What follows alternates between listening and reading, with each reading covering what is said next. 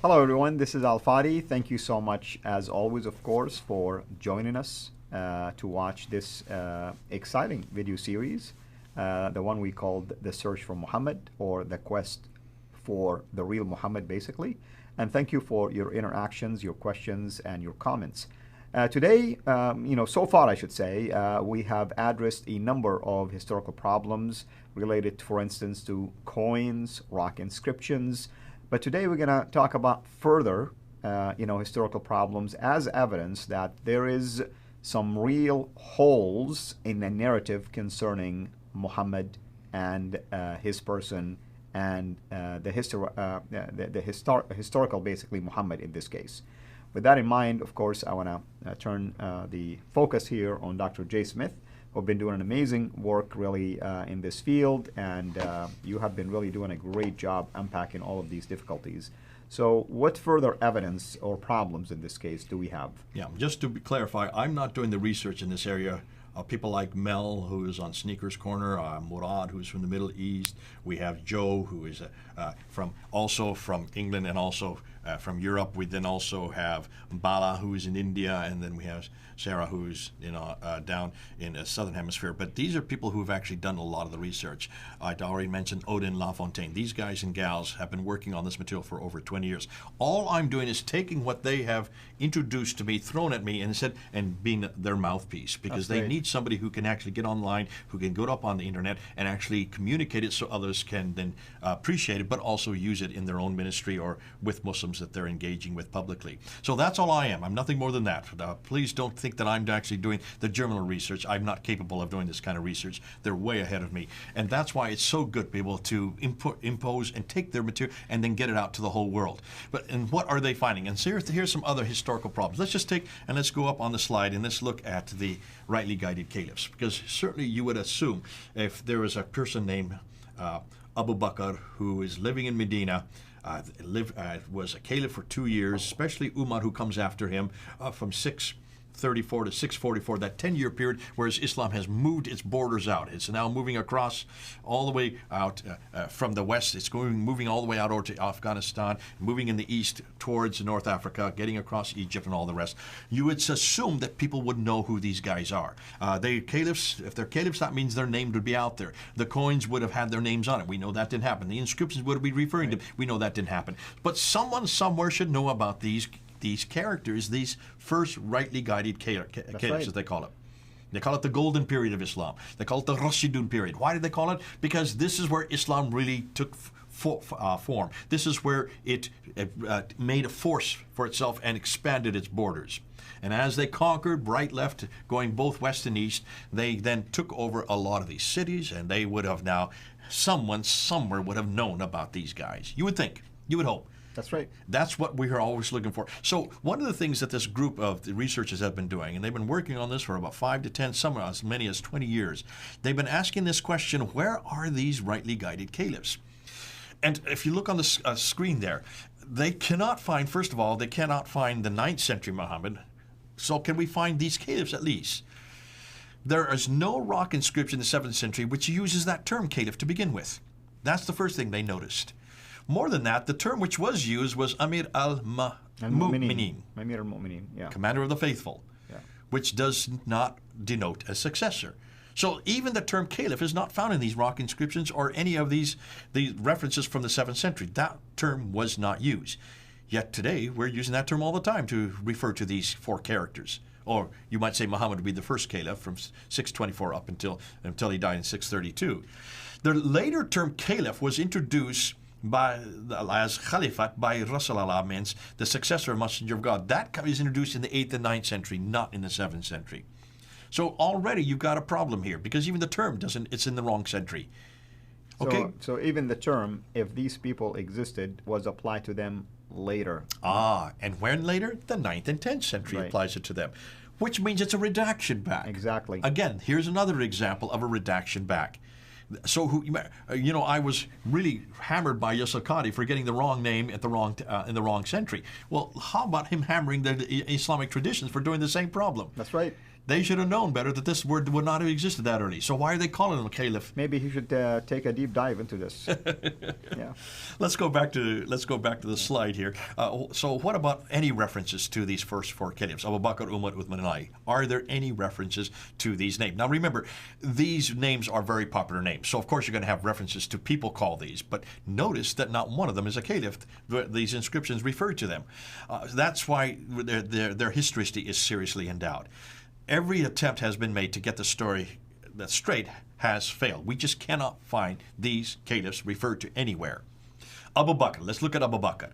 Could not have been a caliph because all the contradictory evidence rules that out. I don't have time to unpack that. Go look at Mel and what he has done with Abu Bakr and also Murad. Mel and Murad have done a great job just showing that Abu Bakr could not have existed because there is nobody called that name. Yes, there are people called that name, but they're nothing more than people who are writing receipts on things of people exchanging. There's no king or caliph referred, or in this case, no Amir al-Mu'minin who is called that. Oh, Umar.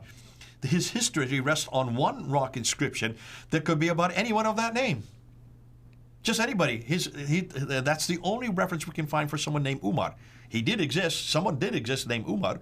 But as we're finding with Muhammad, we're going to find later there is actually another Muhammad that existed in the 7th century, but it's not the Muhammad of the 9th century. He lived 100 miles too far north, and he was a Christian, and he was a king who was in charge of 30 cities. So you can see the difficulty is we can't place this Umar with anybody who is later or anybody who is earlier.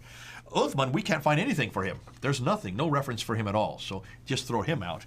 And then, of course, Ali of the 7th century. First of all, he was never a caliph. He was never any of that sort. He died 3 years before his reign was meant to even have ended. So you can see they've got the wrong Ali. He was a guy, but he was not a caliph, and he certainly was not anybody who is related to Muhammad.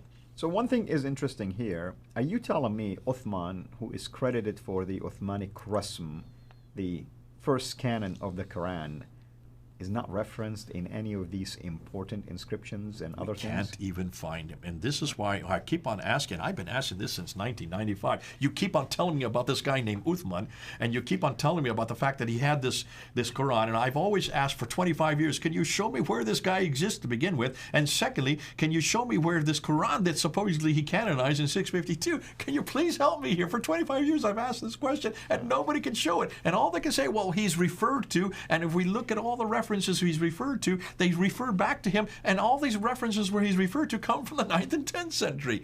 And even the references to his Quran come from the 9th and 10th century. And finally, when we do get the manuscripts, and people like Tahir Atakulic and Ekmel Nisan, these two Turkish scholars from 2002 to 2007, finally look at these 6 major manuscripts, they have realized that these manuscripts don't even come from a guy named Uthman. They don't come from that time period. In fact, they're saying they don't even come from copies of that time period. Right. These are Muslim scholars, and they were saying this in 2007. We're now in 2020, and yet Muslims are not listening and not looking, and they still can't come up with anybody called Abu Bakr, Umar, Uthman, and Ali.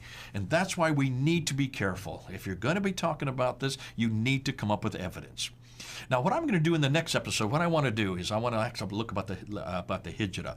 I want to go into the Hijrah, and then I also want to look at the 741 date. Well, I think that's enough for this one, because this is devastating in and of itself.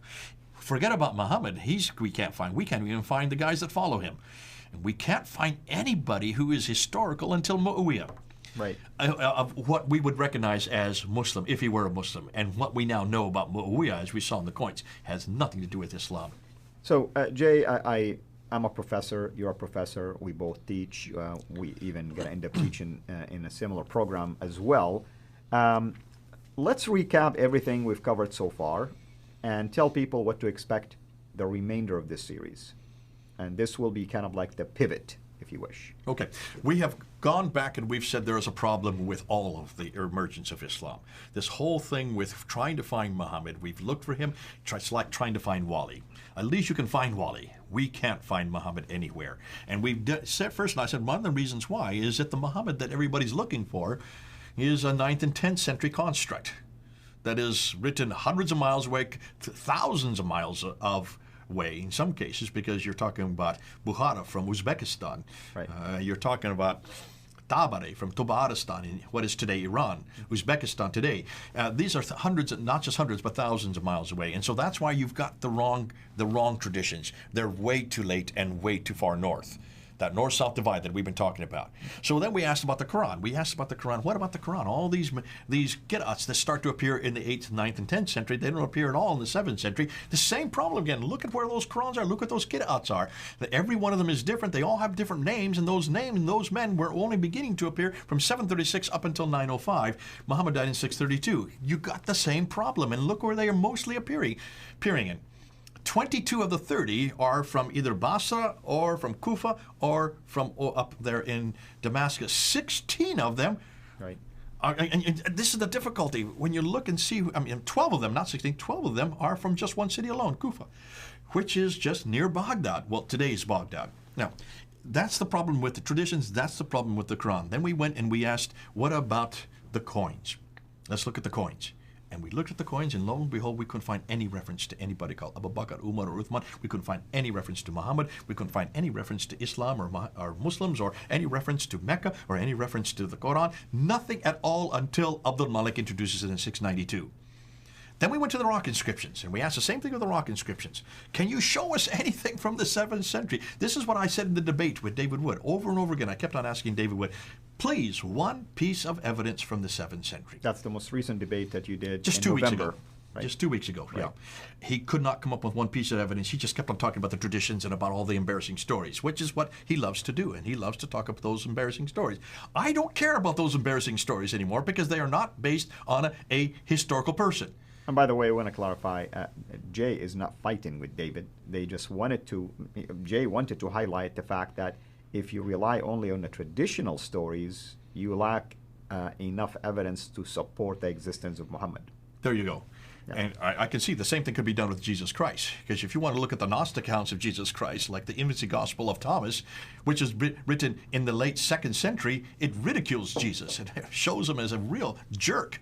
And he sits there, and not only does he use his magical powers to incapacitate people, he kills people with his magical powers. That's not the Jesus of the 1st century. That's a Jesus of the Gnostic Jesus from the 2nd century. If you want to use embarrassing stories for Jesus, right, be careful. I'm not going to do that with Jesus, and we need to be careful if we're going to do that with Muhammad. Let's go to the historical Jesus. Let's go to the historical Muhammad. And when you look at the historical Muhammad, you will see it does not exist at all. Now, we then went to the rock inscriptions. We saw the exact same thing pre-690. Nothing about Islam, nothing about Muslims, Islam, Muhammad, Mecca, or the Quran. Those 5 things we're looking for. 690 after, from 710, his name starts to appear. From 720 to 730, then you start seeing these practices appear. And then from 730 on, then you start seeing this religion called Islam, and Muslims start to appear. And that's where you see the Islam that we're starting to see. But it's still not complete. It's still not completing. That we won't get until the Abbasid era. Right. We're going to get to that yet. So what are we going to do next? We're going to look at the Hijrah. We're going to look at this inscription, the first reference to Mecca that Patricia Corona referred to, that kind of blew this whole thing out of the water when we realized that there's no reference to a city called Mecca until 741. But I'm going to look at something else that she didn't look at in 741. And then we're going to start moving into some of the other areas of what are the questions that Muslims, or what are the suppositions that Muslims like to throw at us. Because they are saying, no, there is some references to Muhammad. Let's look at those, and we'll debunk every one of them. And that's why we have an awful lot yet to do, because we need to get through all of this to try to really solidify that there is a problem with not only the book, but also with the man, the book and the man, the book and the man. And that is, I want to find a book from Uthman. I can't find it. We looked at the 5 canons that Shadi Nasser introduced. Looked at the canon from 652. That didn't exist. We looked at the canon from 936. It looks like there's only 7 there. They got the wrong 7. We looked at the canon of Shatabi from 1194, the 12th century. 14 of those canons that were introduced at that time, every one of them are Ibn al-Jazari, and then Jazari in 1429, and then finally we came back to the canon of 1924. In every case, we can see that this is an evolution of the text. This is an evolution of the canonization, an evolution of the Quran. The same thing we're finding with Muhammad. He evolved. He evolved from the Muhammad that we have yet to introduce the Muhammad that we do know of 7th century. Wait till you find him. That Muhammad is not the Muhammad of the 9th century. 2 completely different Muhammads. And I prefer the one of the 7th century. And I want nothing to do with the one of the 9th century. I agree with David. I agree with David and Sam Shamoun. They are doing right by confronting this guy because he's an embarrassment. He is an absolute embarrassment. Why is it that the Muslims forgot about the guy in the 7th century? We have yet to introduce him. That's yet to come. Very good. Thank you so much. Of course, I wanted to do this to help people understand what we've covered and what to expect. And sometimes it's good to summarize things for them because, not everybody probably was following these arguments the way you put it logically right now. Well, thank you again, brother, for doing that. Thank you, everyone, for watching us. Until we meet again next time, have a blessed day. Thank you so much for taking the time to watch this video. We can't make these quality videos without the help of partners like you.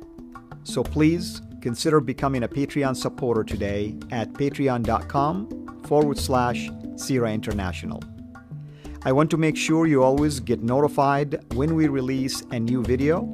So please click the bell to be notified, and of course, make sure to subscribe to this channel. If this video was helpful to you, please click the thumbs up. Thank you.